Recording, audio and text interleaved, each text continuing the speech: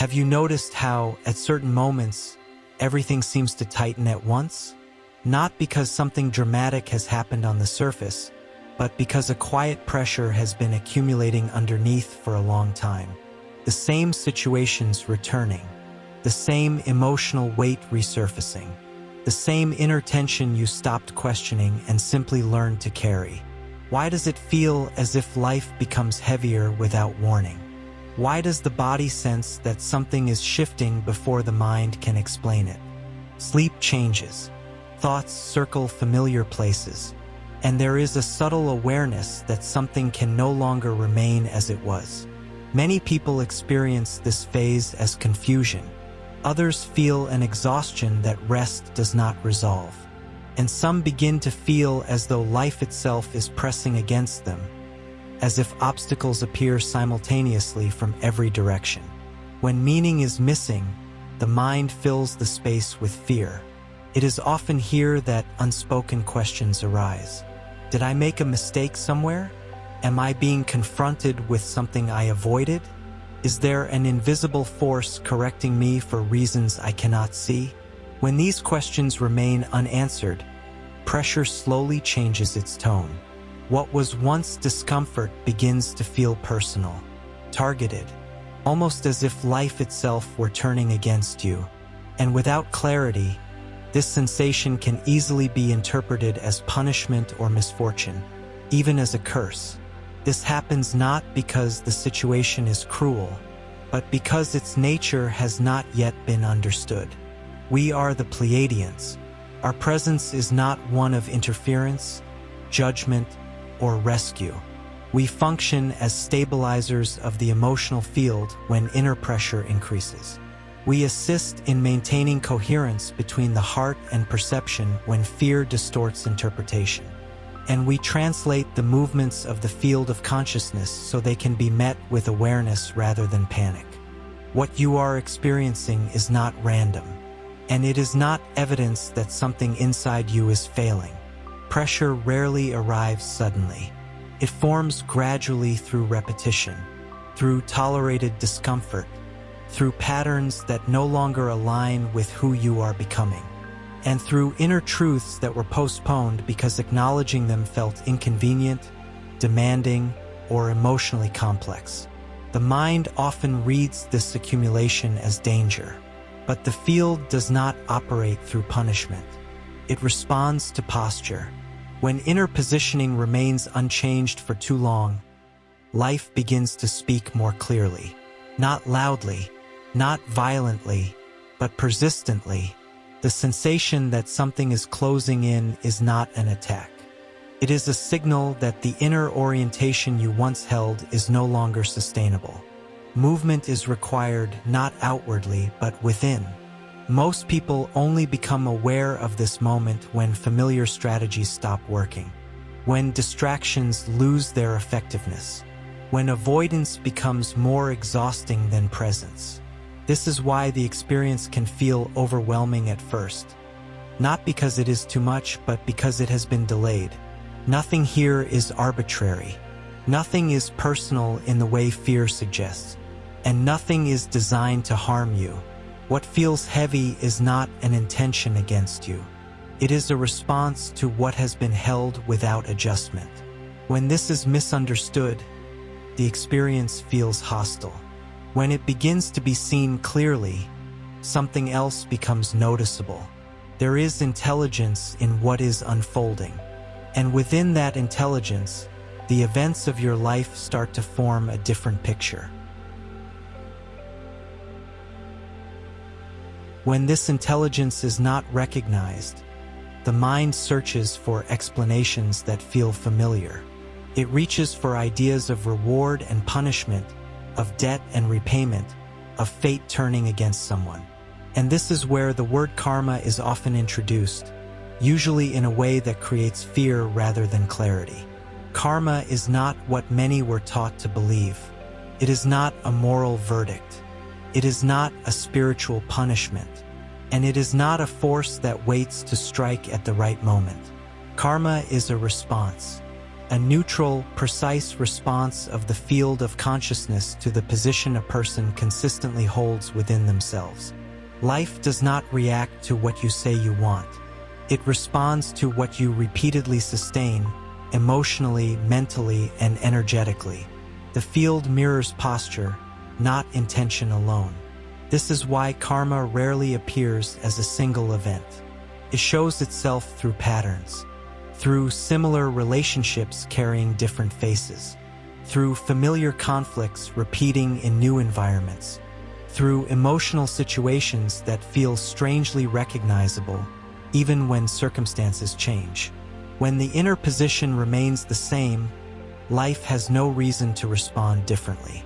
Many people feel as if karma suddenly arrives, but it has been forming quietly for a long time. Each moment something was tolerated instead of addressed. Each time an inner truth was silenced to maintain comfort. Each repetition that signaled misalignment without being acknowledged. The field is patient, but it is consistent. What creates suffering is not karma itself. It is resistance to what karma is asking to be adjusted. When resistance persists, the response intensifies, not as punishment, but as amplification. Life speaks more clearly when subtle signals are ignored, not to harm, but to be heard. This is why some experience karma as something harsh or cruel, not because it is, but because the inner position being mirrored has become incompatible with the person they are becoming. At this point, events feel personal, targeted, as if everything is happening at once. But nothing here is random, and nothing is hostile in nature. Karma does not arrive to destroy identity. It arrives when identity has stopped evolving while the field continues moving. What is being felt is not judgment. It is friction between who you have been and who you are being asked to become. When this friction is misunderstood, the experience feels like a curse. When it is recognized, it reveals direction. The moment this begins to be seen, something subtle changes. Pressure no longer feels like an enemy. It begins to feel like information. And information, once received, no longer needs to shout. Karma does not demand suffering. It asks for repositioning. When the inner posture shifts even slightly, the quality of the response changes. Events soften. Repetition loses intensity. And what once felt overwhelming begins to feel navigable. This does not mean challenges disappear. It means they stop feeling personal. Understanding this does not remove responsibility. It places it exactly where it belongs, within awareness. And it is from this awareness that the experience you are living begins to make sense, not as misfortune, but as guidance that has been misunderstood for too long. When this begins to be seen, something subtle shifts inside. Not relief yet, but recognition. Most of the time, what feels like a curse is not created by events themselves. It is created by the silent resistance to them. The inner posture that says this should not be happening, that says this is unfair, that says something has gone wrong. Resistance does not stop the movement of the field. It only increases friction, and friction is what turns adjustment into suffering. This is why the same experience can feel unbearable to one person and manageable to another. Not because one is stronger, but because one is fighting what is unfolding, while the other is listening. The moment you stop interpreting pressure as punishment, its intensity begins to change. Not outside yet, but where meaning is formed. And meaning determines how the field responds next. What remains unrecognized keeps repeating. What is acknowledged begins to reorganize. This is not psychological theory. It is how coherence is restored. Naming your inner position is not weakness. It is precision. When you acknowledge what is being asked of you internally, the field no longer needs to push as hard. Awareness interrupts escalation. That is why writing matters here. Not as interaction, not as performance, but as a signal of consciousness. Writing grounds recognition. It stabilizes the emotional field, and it prevents the same pressure from returning in another form. So take this moment and write nos comentarios. I am aware of what is being asked of me. Nothing more is needed. This simple sentence is often enough to loosen what felt tight, not by avoiding the adjustment, but by meeting it without resistance. And when resistance softens, the way forward quietly begins to reveal itself. Once resistance begins to soften, a pattern becomes easier to notice. It is subtle but persistent, and it appears almost every time pressure is misunderstood. The most common mistake is trying to fight what is returning, not outwardly but internally, by tightening control, by forcing explanations, by insisting that things should already be different. This inner struggle often looks like strength, but it is not. It is tension disguised as effort. When life asks for repositioning, the mind usually responds by doing more of the same, thinking harder, fixing faster, pushing forward. Yet the field is not asking for more movement. It is asking for a different orientation. Another common error is turning inward awareness into self-blame, interpreting karma as evidence of failure, as proof that something is wrong with you. This only deepens contraction and reinforces the very posture that created the pressure in the first place. The field does not respond to guilt. It responds to coherence. Blame, whether directed outward or inward, keeps the same structure intact. It gives the mind something to hold onto while avoiding real adjustment. And as long as that structure remains unchanged, repetition continues. Many also attempt to escape the pressure through distraction, filling time, filling noise, filling space with activity. But what is being asked does not disappear when it is ignored. It simply waits and then returns with more clarity. This is why avoidance often leads to intensity, not because life is cruel, but because subtle signals were not acknowledged. Trying to outrun an inner correction only makes it louder. Trying to suppress it gives it more weight. And trying to overpower it exhausts the system. What is required here is not force. It is honesty. Honesty about what no longer fits. About what has been carried out of habit rather than truth. About the version of yourself that has not kept pace with your own growth. When this honesty begins to emerge, pressure loses its edge. The field no longer needs to insist, because something has finally been heard. This is not surrender. It is alignment. And alignment does not weaken you. It restores flow where friction once dominated. From here, the question naturally shifts.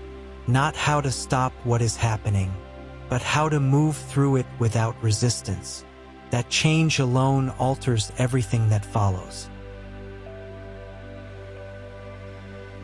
When resistance falls away, a different understanding begins to take shape. Not as a solution, but as a change in how the movement is met. To move through karma does not mean avoiding what returns. It does not mean bypassing difficulty or pretending that nothing is happening. And it certainly does not mean trying to rise above the experience while the body and emotions are left behind. Moving through is an internal shift, a change in posture rather than circumstance. It is the moment you stop asking how to escape what is unfolding and begin noticing how you are meeting it. Karma intensifies when the inner position remains fixed. It softens when flexibility returns. This flexibility is not weakness. It is responsiveness. When emotion, intention, and action begin to realign, the field no longer needs to insist. The same events may still occur, but they no longer arrive with the same weight. This is often misunderstood. People expect that once they understand, everything should immediately resolve. But understanding is not an ending. It is an opening. To move through karma is to stay present while adjustment takes place. To feel what needs to be felt without dramatizing it. To take responsibility without collapsing into guilt. And to respond without reverting to old patterns. Small internal shifts create disproportionate changes in how life responds. A softened reaction, a clearer boundary, an honest choice made earlier than before. These are not dramatic acts. They are precise ones. The field responds quickly to precision. What once required force now requires attention. What once demanded endurance now asks for awareness. This is why through is the correct word. Not over, not around, not against. Through implies movement with contact, presence without resistance, participation without fear. When this posture is held, karma no longer feels like something happening to you. It feels like something happening with you. The experience changes character. Pressure becomes guidance. Repetition becomes clarification. And intensity gives way to direction. Nothing is skipped. Nothing is denied. But nothing needs to break you in order to move you forward. This is the difference between being struck by a process and walking with it. And once this difference is felt internally, the field begins to respond in a quieter, more cooperative way. Not because the law has changed, but because your relationship to it has. As this posture begins to settle, something important happens inside. Not excitement, not relief, but steadiness. This is usually the moment when people realize that nothing outside needs to change first. The adjustment is already happening where it matters most. And because of that, the field no longer needs to push with the same intensity. Repositioning is not dramatic. It is quiet. It often looks like choosing not to react the way you always did, like pausing before answering, like setting a boundary without anger, like admitting something to yourself that no longer needs to be defended. This is the point where karma stops feeling overwhelming, not because it disappears, but because you are no longer standing against it. When the inner position shifts, the response of life changes texture. What once felt heavy becomes manageable. What once felt personal loses its charge. And what once repeated automatically begins to loosen. This is not coincidence. It is coherence returning. But coherence needs to be anchored. Otherwise, the mind slips back into familiar habits, and the same posture quietly reestablishes itself. That is why it matters to mark this moment. Writing is not about expression here. It is about decision. It tells the field that the adjustment is conscious, not accidental. It stabilizes what has just shifted and prevents the old pattern from reforming. So take this moment and escriba nos comentarios. I choose to move through this with awareness. That is enough. This sentence is not a promise to do better. It is not a demand for change. It is simply a declaration of position. And position is what the field responds to most clearly. Once this choice is named, the movement forward becomes quieter, less reactive, more precise. From here, the process no longer feels like something happening against you, but something unfolding with your participation. And that changes how everything that follows is experienced. As alignment settles, the world does not suddenly transform. Circumstances do not magically rearrange themselves, and challenges do not disappear. What changes is more subtle but far more significant. Events lose their sharp edges. Situations that once felt overwhelming no longer consume all of your attention. The same conversations, the same environments, even the same people begin to feel different. Not because they changed, but because your inner position did. There is more space between stimulus and response, more clarity before reaction, and less urgency to defend or explain yourself. This is how the field responds when coherence is restored, not by removing experiences, but by altering how they are encountered. When resistance dissolves, energy that was previously locked in tension becomes available. It returns as discernment, as timing, as the ability to sense when to act and when to remain still. This is why alignment often feels like relief without excitement. There is no rush, no peak, just a steady sense that you are no longer being pushed from behind. Repetition begins to lose momentum. Patterns that once felt inevitable no longer carry the same authority. They may still appear, but they do not demand the same response. The field recognizes this immediately. It no longer needs to amplify signals. It no longer needs to repeat lessons in louder ways. What once felt like pressure now feels like information arriving earlier, quieter, easier to work with. This does not mean life becomes simple. It means it becomes intelligible. You begin to recognize signals before they escalate. You sense misalignment sooner, and small adjustments replace dramatic corrections. This is how growth becomes sustainable, not through force or intensity, but through responsiveness. When alignment is present, life feels less like something happening to you, and more like something unfolding with you.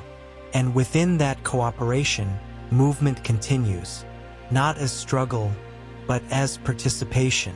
This is not an ending. It is a different rhythm, one that allows what comes next to arrive with less friction and more clarity than before. With this rhythm established, a deeper understanding quietly takes place, not as a belief but as lived experience. What once felt like an external force acting against you begins to reveal a different nature. The movements of life are no longer perceived as opposition, but as guidance that had been misread. Karma, in this light, is not an enemy to overcome.